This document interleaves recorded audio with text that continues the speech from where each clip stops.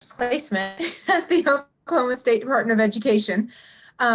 So this grant was a little bit of my crazy idea, and then also Levi Patrick, he's Assistant Deputy Superintendent of Curriculum Instruction, I believe, at the OSDE. So we got together early in the summer, and I looked at the grant and it said well-rounded, and it kept mentioning the arts. And so I went to Levi and I said, can we do this? And he said, well, I'm not sure. And the federal folks weren't real helpful because we were thinking so far outside the box. I don't think they'd ever considered that someone would go the way that we did with the grant application. But we sent it in and had our fingers crossed, and were able to find Gina and even interview her during the summer before we were sure we would get awarded. And then, of course, we found out mid-September that we did receive the grant. So I am super excited. One of the things I noticed when I came to the agency 2 years ago was that arts education offerings across the state are very, very uneven. Some kids have lots and lots of options, and some kids have no instruction at all their way through senior year of high school. So I'm hopeful that this grant led by Gina will start to address some of those gaps. So that's me. And welcome to those of you who I finally let into the waiting room. I hope you weren't waiting long. We're just doing a slow start with introductions. I'll go ahead, since we've added 3, I'll go ahead and reintroduce myself. Regina Kenton. I'm the project manager for the ARTech grant, and I will be working with you really well for the next 5 years. And so we want to welcome you all. Let's start with Dr. Lee. Do you mind introducing yourself? No problem. Hi, my name is Ok-Sun Lee, and I'm an associate professor of art education in art department at UCO. And I read the proposal you sent it to me. It was amazing. You know, it's my 8th year here in 7 or 8 years here in Oklahoma, coming from nurse. You know, I was in Ohio and Pennsylvania, and I was really surprised the lack of arts education here in Oklahoma. I was so feel guilty, you know, teaching in Oklahoma. I was thinking about this kind of a project, but I'm so glad that you know, the State Department proposed this proposal that was really, really beneficial for all of the students in the Oklahoma. I really appreciate it, and I'm so excited to be a part of this team. Thank you.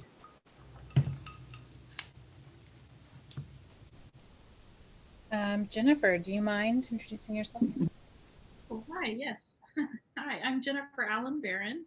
I'm the Arts Education Director at the Oklahoma Arts Council. And when this grant opportunity came about, Elizabeth and Levi reached out to me, and we had a few really good conversations about the Oklahoma Arts Council and the kinds of programs that we've worked with in the past, our roster, our school grants, and kind of talked about some of the issues of, you know, uneven delivery across the state, and ways we could address it. And so I got to be a part of those early conversations, and our agency and I are very excited to be here and support this work in whatever way we are able to. Awesome, thank you. Jill. Hey, my name is Jill Priest, and I'm professor of dance at the University of Central Oklahoma. Ok-Sun and I have been working together for quite some time. I'm in my 15th year at UCO, so it's piling up. I'm just so thankful to Elizabeth for pursuing this grant opportunity, and the fact that dance as an art form has been underserved, I think, specifically, of course, not only the metro area, but across the state. So I'm really excited for the opportunity to have more students exposed to dance specifically. Oh, thank you. And Amber. Good afternoon, everyone. I'm having a little bit of technical difficulties, so after my introduction, I may reboot my computer and see if that gives me, I'm so sorry. This is the land of how we operate, so I just want to make that apology now. I'm the executive director of the Oklahoma Arts Council, and so Jennifer and I are the team, and of trying to push forward arts education along with our other staff members who work in that space. I'll just defer to her expertise, but I just want to say that I appreciate everyone's efforts in this end, and we want to put the full support of the Oklahoma Arts Council behind this effort. Arts education is one of the pillars of our agency's existence to ensure that every child has arts education as part of their education and development. And we even go beyond that in the lifespan, but in this conversation, this is why we get out of bed every morning. So whatever we can do to lend our sweat equity and resources, we're just thrilled to be at the table and support this initiative. And I know it takes a village. Thanks, everybody. Thank you, Amber. Nahar. Hi, I am Gul Nahar. I go by Nahar, and this is a little history. Nahar is not part of my last name. This is not my last name. This is part of my name. So that's another story, that cultural part of name and naming the women in the other part of the world. So currently, I am an interim director at the Center for Educational Development and Research, and we are part of the Jeanine Rainbold College of Education. We work with the faculty, we work with our grad students, and we also work on the grant projects and the outreach projects. So RET3 is one of the projects. That's how we came to, Gina and I came to know each other when Gina worked as an intern at CEDAR on RET3, and we were the external evaluator for that project. And after that, we also worked on another outreach project, John Rex. So we also became the external evaluator for John Rex charter school, public charter school, which is located in downtown. About me, a little bit of myself, that I finished my PhD in 2019 spring.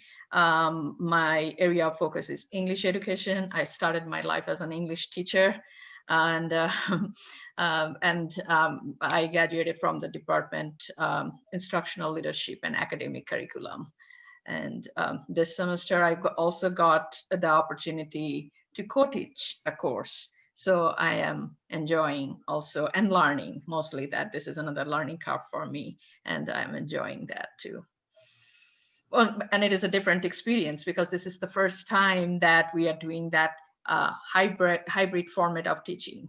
So we are doing simultaneous teaching, like via Zoom and in person, both at the same time. So that's totally different experience. We have become some kind of Zoom specialist nowadays, but we have learned by doing it when we went virtual also since March. And so we had to learn by doing, joined all those Zoom workshops that the human resources continuously offered, and tried to educate ourselves with that.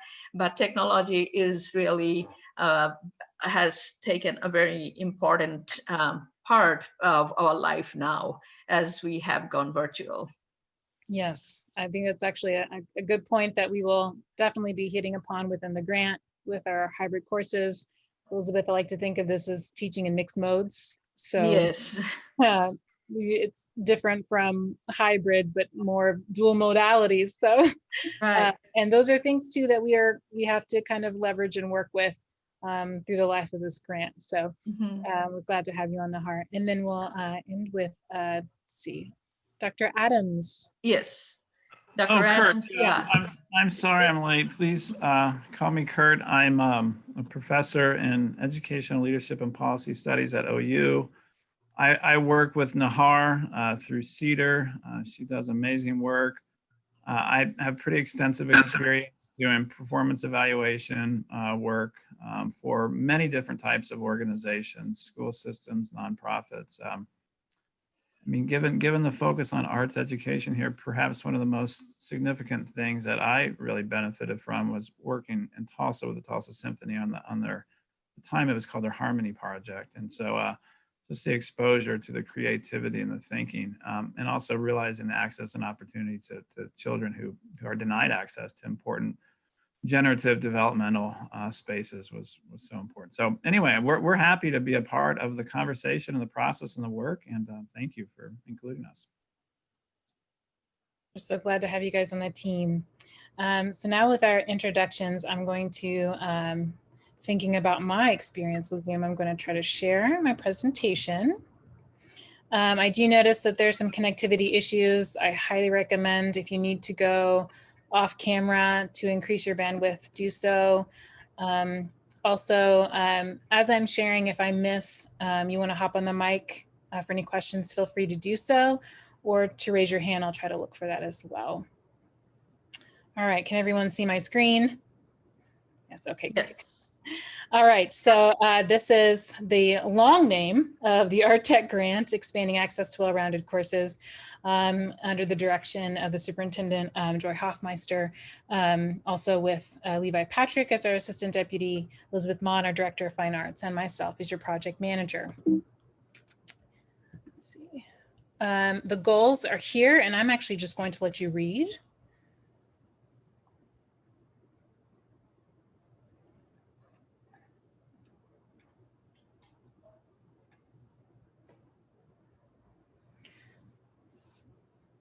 So much of what you've said are aligned with the goals that were where we started. And it makes me very hopeful and it's very encouraging that so much of the work that's been done is going to be followed through in our goals as well as in our outcomes. Providing arts courses. When we say courses, we're also really talking about curriculum and building upon a mastery level as well. So it's not just exposure, but it's growth and access and learning and getting better in our craft. The other goal that's mentioned too is sort of an increased capacity and prospective arts educators. You know, how many teaching artists that we'll be working with that will decide this is my calling, this is what I want to do. How can I extend my education so that I am a certified arts teacher? And that's something else that we're hoping to pull and generate throughout this grant. And the academic achievement as part of core curriculum includes the arts. Currently now, you know, for graduation, we have that it is 1 credit, but who's to say that that 1 credit isn't what will be their exposure into doing something beyond outside of school, within school, or beyond their school experience in post-secondary or work-related.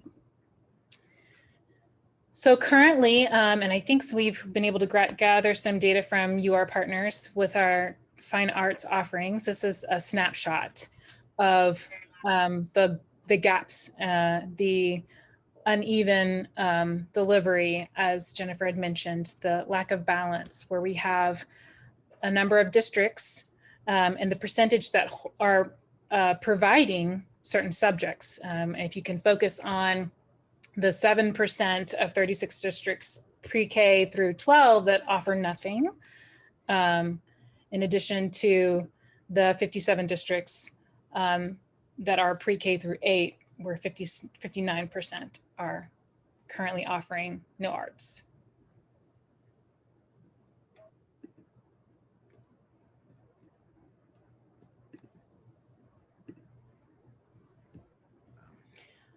Here are the districts by number of subjects offered, and the gray signifies as little as 1 art subject or as many as 16.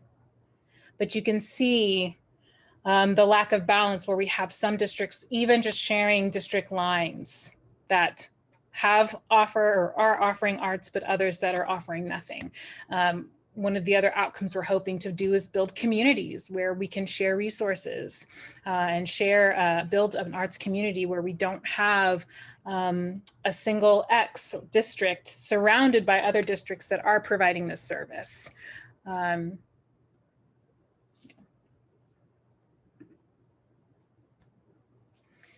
So the grant overview is seen in 2 phases.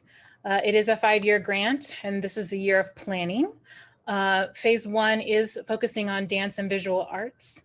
And then phase 2 will then add drama, including speech and debate, theater, and music. Our team is currently just myself. We are hoping to leverage some of your expertise and feedback on our 2 arts specialists. I've reached out to some of you already. We are in the process of interviewing art specialists. What are some things we should be thinking about to help with your curriculum building, Jill and Oksan? Or what are some things we should be thinking about, Jennifer, when we're even just recruiting art specialists to train teaching artists, which is similar to your artists in residence. We'll also be recruiting teaching artists. We're starting with 20 and hoping to expand to 30 by the end of the grant. And then you can see the other partners not present with us today are the Chickasaw and Osage Nations.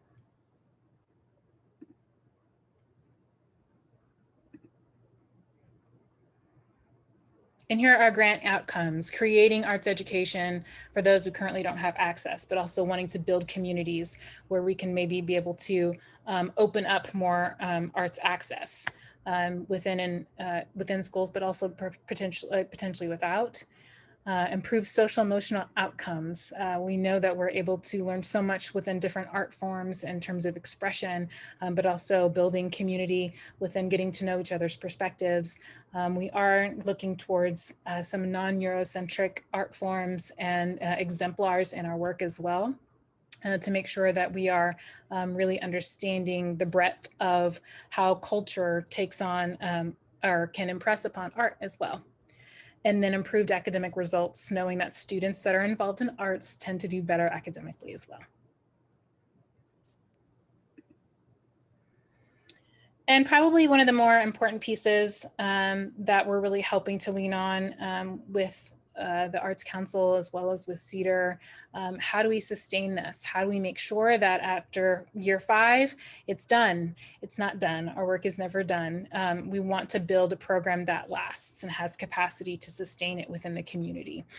So definitely leaning on you in terms of developing a regional arts education across the state, but also understanding how to build school communities, getting administrators, getting council members, parents, all of the stakeholders together, and then being able to utilize funds that they have to sustain the arts education.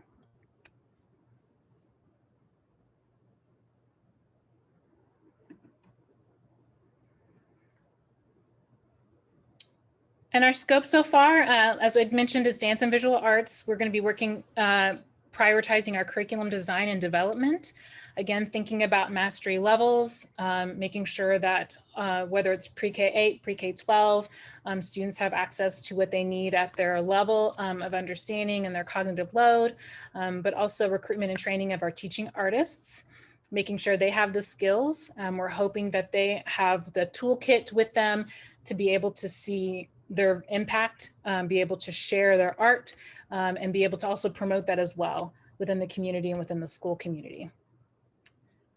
Our priority school districts, we are wanting to focus on districts that have no access to arts education and then build out from there. When you're thinking about sharing the good news, we do know some districts have already reached out to Elizabeth, wanting access to what we've got to offer, but we are thinking as our priority, those school districts that are without any subjects.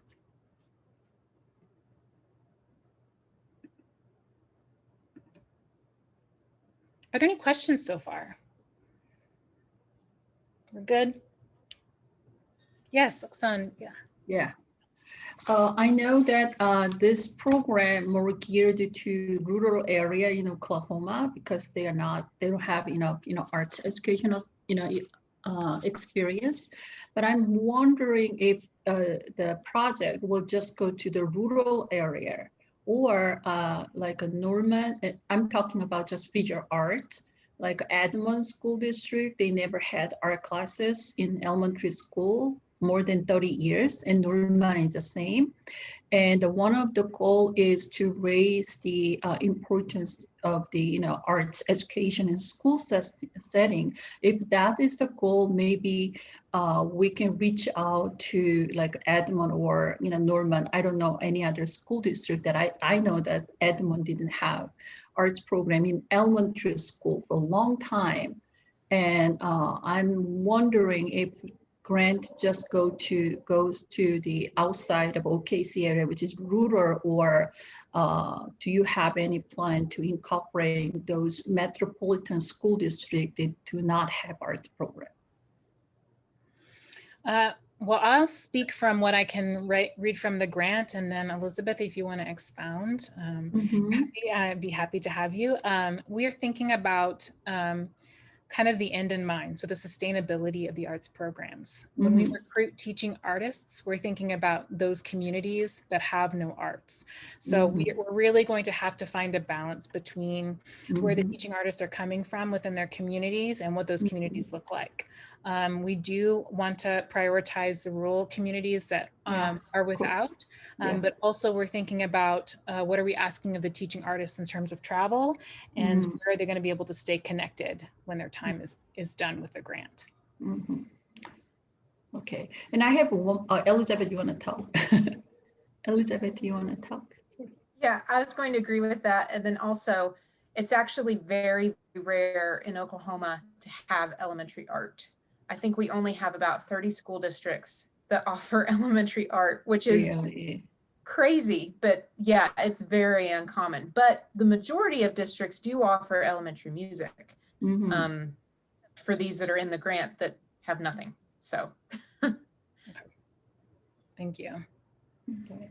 And I have one, I don't know if I can ask at this point, from the proposer, the hiring the teaching artist, and one of the goal of hiring teaching artists will give them a chance to be a certified teacher through this experience, you know, a few years experience. I read the sentence, and I don't know what kind of qualification you will ask to hire the traveling art teachers. I mean, the teaching artists. And I am wondering, I mean, from my experience, sending my students to school as a student without experience, you know, they, even though they have a really good idea and artistic skills, because of the lack of their classroom experience, you know, they have a hard time actually to teach the lesson because of lack of classroom management and a lack of actual teaching experience. So that is, I mean, it would be really good experience for teaching artists, have experience and actually go out and teach. And then eventually they can be a certified teacher. That's really good. That's what we need. And also I'm thinking about how we can control the quality of teaching if we hire the just teaching artists without enough classroom experience, then it's really hard to, you know, everybody knows we're a teacher, you know, if we cannot control the classroom, then we cannot teach what we want. So I'm just wondering, that can be really good goals, hiring teaching artists. And do you have any plan at this point about the qualification of teaching artist? Well, I can say from what we have so far thought is that they'll have, in terms of actual qualifications for a job application, would be a bachelor's degree. It does fall the responsibility onto myself, and leaning a little bit on Jennifer from what she's done with our artists in residence and with our art specialists to do a lot of that training. So we'd have training in classroom management. We will have training and pedagogy, even if it needs to be that we talk about the understanding of child development. Those are some things that we will be thinking about as we train the teaching artists before they set foot in the classroom.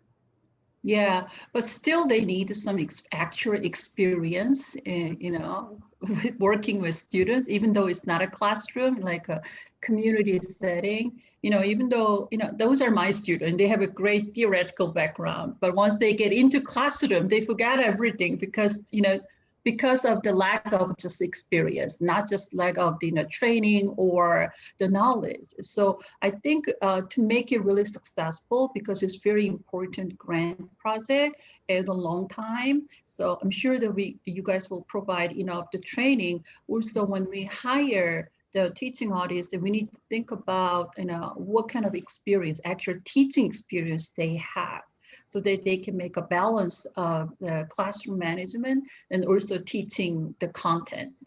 Mm-hmm. All good points. Thank you. Thank you. I would just add that dancers in general tend to have a wealth of teaching experience because most students are going to college and at the same time paying their way through college by teaching dance in private studios. So I think that in terms of dance curriculum, we're in a little bit different situation than visual arts because there really aren't those centers necessarily for teaching visual arts in the same way that there are private studios and institutions that teach dance. And so typically when I get students in my pedagogy courses, they already have quite a bit of teaching experience prior to ever taking any academic coursework regarding pedagogy. So they do have the actual classroom experience and not the pedagogy to back it up. Wow. Okay. So I think it depends on the area of emphasis. But my case is different. I have a studio art student. They have a great artwork and enough art experience, exhibition record. But once they get into classroom, that's totally different, story, even though because they didn't have teaching experience. But once they have experience, because in art classes, we have to deal with many materials, and they have to know how to pass the material, how to group the material, those are really simple things for us, but for them, that's completely different world. So maybe for my area, if we hire the artist, or teaching artists, that we have to look at least some kind of experience working with students in specific grade or a specific age range. And otherwise, it's a very different situation for my area. That was just my concern. Thank you so much. And you might see, I would be curious too, Oksana, if you see opportunities for that as we talk about responsibilities and deliverables later on. Thank you. Thank you. So we're talking about now responsibilities and then timeline. So again, please jump on the mic or raise your hand if you have any questions about these. We're thinking about developing 2 courses. This is our PK8 and then a high school. Again, thinking mastery level in visual arts and dance. And then there's a period where we'll have curriculum review, analysis, and revision. The timeline does draw out where we find it would be 80% of the work is done, which is pretty much a complete set of curriculum. And then the 20% would be something like revisions, finding out the community needs a little bit more remediation, or maybe they need more enrichment, and using year 2 to do some of that work. But it will be an iterative revision process as we're building curriculum throughout this next year, wanting to make sure we're maintained and aligned to our standards, Oklahoma standards. With CEDAR, year 1 responsibilities, really setting out our program evaluation and preparation for annual reporting for USDE, getting together to work through what sort of data we need to be collecting in terms of surveys with stakeholders, progress monitoring and quality improvement so that we can make sure we're getting it right from year to year and making the necessary changes. And then being able to, as per the grant's name is a demonstration grant, we want to be able to conduct a quasi-experimental research design study to show the effectiveness of the grant and even our ability to sustain the program.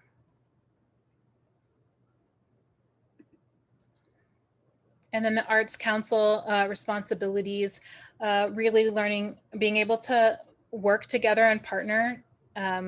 Jennifer, I see this as an opportunity for me to really learn from you the things that you have already been doing with recruiting and retaining artists in residence. We'll be calling teaching artists, support training, and that to make sure that we are meeting goals and being able to hit our fine art standards, but understanding what that pattern, what that workflow looks like with teaching artists in the classrooms, and then just sharing wisdom from what you guys have done in the past, lessons learned, and things that we know work. And then also with our tribal partners, something very similar in an effort to really expand and explore non-neurocentric arts. How do we recruit teaching artists within their communities as well? Sharing some very much similar with the Arts Council, was the wisdom that they have in their educational programs, and then really getting community input and promoting this opportunity. Can I ask a question? This is Amber. Yes. Hi, in that space, I'm just thinking, Jennifer, of like Dance Maker that's in, obviously it's a dance program geared towards the Native American community in Osage County. And is this an opportunity to leverage those kinds of arts education programs that are already kind of bridges between tribal nations and individuals from the community and arts education opportunities? Is this a space where these teaching artists would have opportunities to engage and learn and see this type of program? I don't know. I don't want to overstep. I don't know, Jennifer, if thoughts like that come to mind. Yeah, I've certainly been thinking, we have our teaching artist roster on our website. But we also work with a lot of organizations that maintain their own kind of rosters of teaching artists. And I think Dance Maker in Pawhuska is a great example of a community arts organization that's partnering with the school district to provide dance for middle school and high school students across Pawhuska. And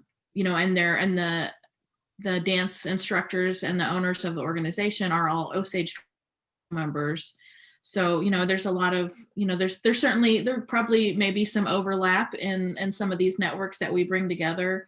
But yeah, I love the idea of not only our own teaching artists, but looking to those organizations that are already doing it well and, kind of stealing their knowledge. And I mean, not stealing, but leveraging their resources.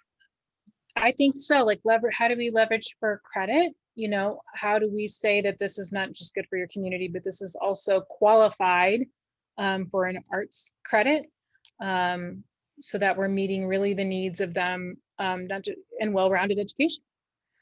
So yeah, thank you for that information, Amber.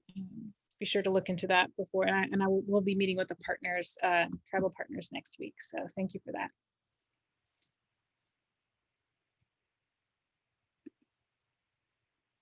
So those, just like a timeline. I wonder if I missed one. Let me stop sharing for a moment. I think I may have hidden one of my slides. It was 12. Yeah, make sure that.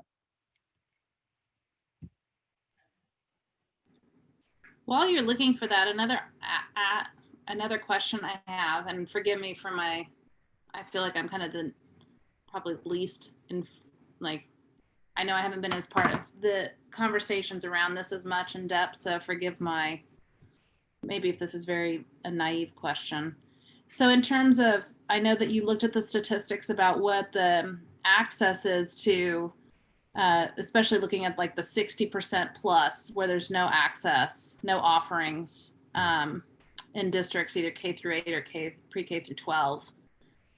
Are you looking in particular too, as you look at the program partners with the Chickasaw and Osage Nation partners, obviously you're working with BIPOC, Black, Indigenous, people of color kind of emphasis in terms of the nations. Are we also going to hone in on the disproportionate lack and access to arts education with communities of color? Is this going to be part of this conversation at all? And if so, what are you envisioning? I think as part of the grant, it will naturally emerge to be so. And the hope is that as we're collecting information with our evaluation plan, those themes that emerge, we'll be able to revise within our curriculum. We even discussed this yesterday, how much of even just curriculum design is built mostly Western ideology or European ideology. Should we even be thinking about how we're designing things differently? But we really would like to gather some information so that we see those things emerge and we're doing what's best for the community. But I see it potentially being something that comes as an emergent theme. Yeah. I have a question also that sort of kind of tangentially relates to that, but you know, when you're thinking about a district that has access to arts education at the elementary level, that, you know, that if you say Oklahoma City is a district that has, you know, that offers arts education in the elementary schools, that, you know, it's a large district, so not every school may have that access, versus a community that has 2 schools for the whole district, you know, where you say district wide. So like, how does the district size and those kind of issues of access, how does that fold into, I mean, I know that you've mentioned that the main focus is rural communities where they may have, you know, fewer schools for the whole district, but is that part of anything? It's a really good question. I think that the idea that the significant impact of hitting our rural communities that have just the 2 schools broadening out to those particular, as opposed to school, how do we just leverage schools that are down the street and some of our other communities that just need access to those arts, I think is a good point. Elizabeth, I don't know if you can speak to that, but I do think that we are trying to focus on districts that have no arts as priority. And I think the other piece of it, which Jennifer is in the loop on this, in this first year, it might be just focusing on those districts that completely lack access. And then next year, once the Arts Education Dashboard project launched, and we have a really crystal clear picture of what's going on in every single school building across the state, I think we'll be able to reach into the metro areas, different places, wherever our teaching artists can network, and start filling those gaps further down the line in the life of the grant. Mm-hmm. I think about bright spots where the impact is just so visible. And by prioritizing those where there's nothing, that creates those bright spots that then gets other people really thinking. And once we get kind of the community network actualized, I think that's going to seep into some of the other districts as well. I have a comment. I really agree with Elizabeth in focusing on the specific school district as a first year, and then expand it to different area. And also, I think Jennifer, somebody said about the content is more like inclusive content, inclusive arts, we can call whatever the definition is. I really like those 2 ideas. And as a curriculum development, if as a first year, if we choose the school district, I think for me as a when I develop curriculum, it's better to know the contextual information about the school district and community, so that's the first things that I need to understand what's going on there, like a statistics or students, population and their culture, and that, you know, that's the foundation of curriculum. So I don't know how we're going to decide which this school district we will choose first year, but once we choose, I want to spend more time to understand the community. And also, for example, if I develop the curriculum for secondary, I need to see their previous learning in elementary school. So how their curriculum has connection in the school district. So that's the key of success to, you know, develop the curriculum. So I really want to, so that's why I really like the Elizabeth's idea, having specific school district first year and moving to next, you know, area. Excellent. I'm writing that information down. I think that would be a great first step as we're kind of waiting for contracts to come out. Yes. That resource and information gathering and sharing is something that we can start working on really soon and rapidly to make sure that when it's time that contractual work starts, that we have that information. So yes, that's the most important, the first step to go, so that we are not just focusing on, you know, famous art, for example, more inclusive art, more localized art. We can invite their local artists as a teaching content, you know, to make awareness. And so, thank you. And as Elizabeth mentioned, we are planning on providing communities where we can really foster that too, so that it's extending beyond the curriculum with networked improvement communities. Thank you, Elizabeth. So here was the missing slide, was just kind of our timeline at a glance, looking to complete contracts, start recruiting teaching artists. You can see through the personnel there. And so Oksana's given us some great ideas as to what we can be doing until then, so that we're working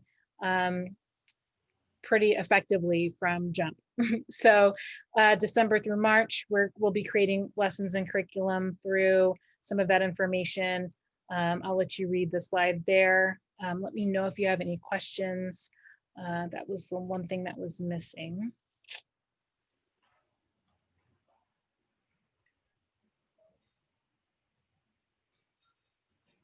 So Gina, I Yes. am trying to understand that part for CEDAR, that support evaluation plan. Yeah, I understand that for quarterly USD site visits / phone calls. So Yes. I'm trying to have a grasp of that. So that'll be a majority of my work.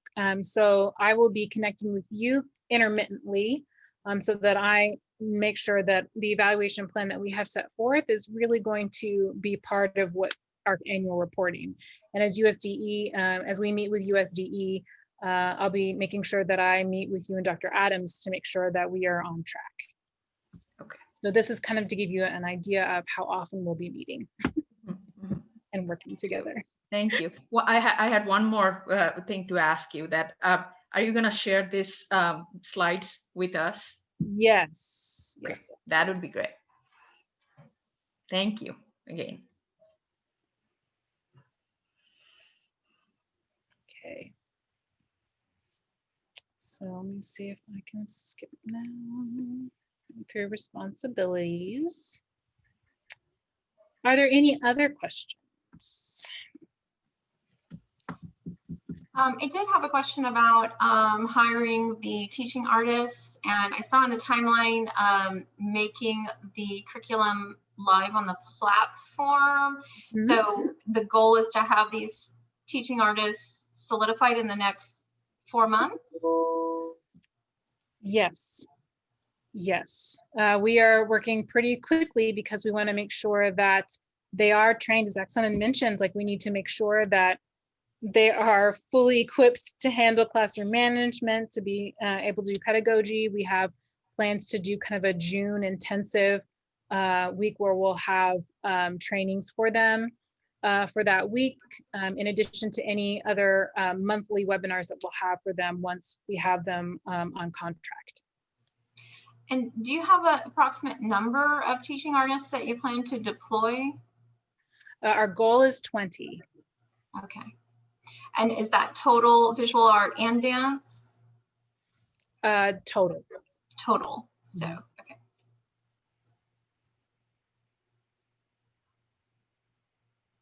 Good question. Are you also looking for various levels of experience in terms of, I'm thinking about a lot of the teaching artists have been working, you know, for decades in this space, but then also I'm thinking about, you know, recent graduates and or individuals who will be graduating in the pipeline. All of the above. Yes. Are you looking from us to maybe get a diversified group of experiences and maybe levels? Yes. That would be helpful.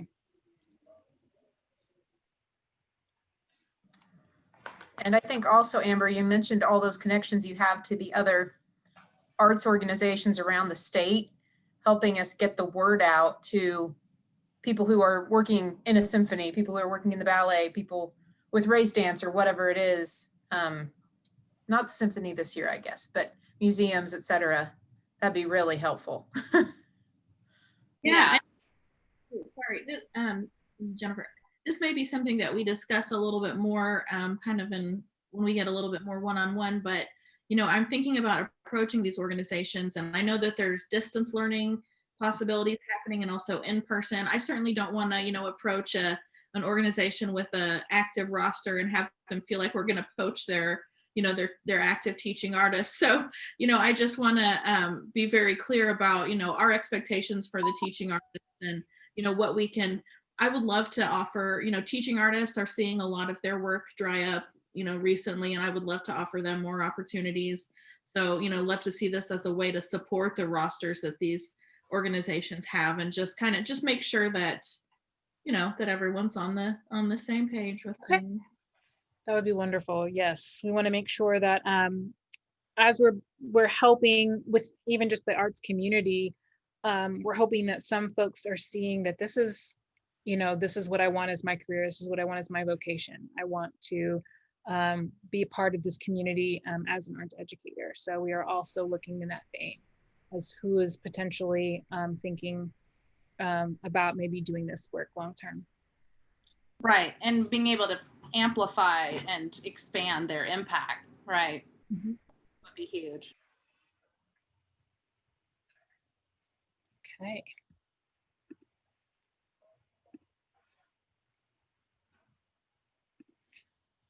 So our next steps, as we kind of close out, we'll be working with UCO and CEDAR separately in terms of contract consultation and finalizing that.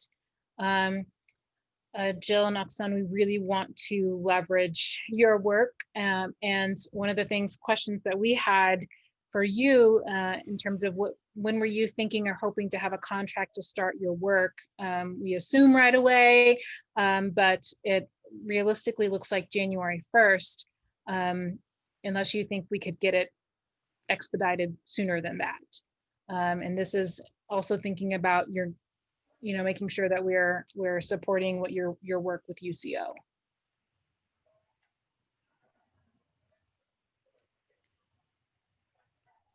And then regular partnership meetings. So we'll be meeting in November to really discuss more and build out the teaching artists framework so that we have something to really just put down as a job description, so that we have those details parsed out. And then there will be the occasional ad hoc consultations. We've already had certain questions and themes emerge from just this conversation, which was great. So I will be reaching out via email with some of you more directly.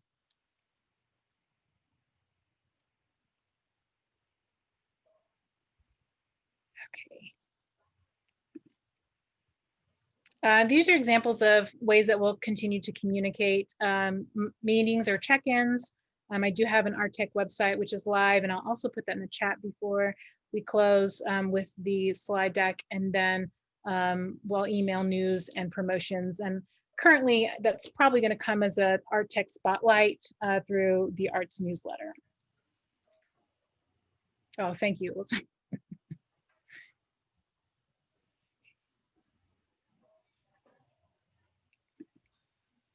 All right.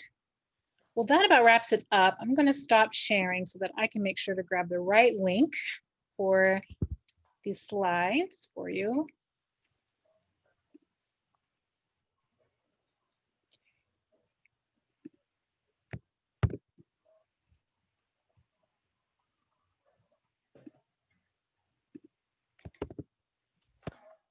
Okay, I'm also going to try to create kind of a knowledge management base.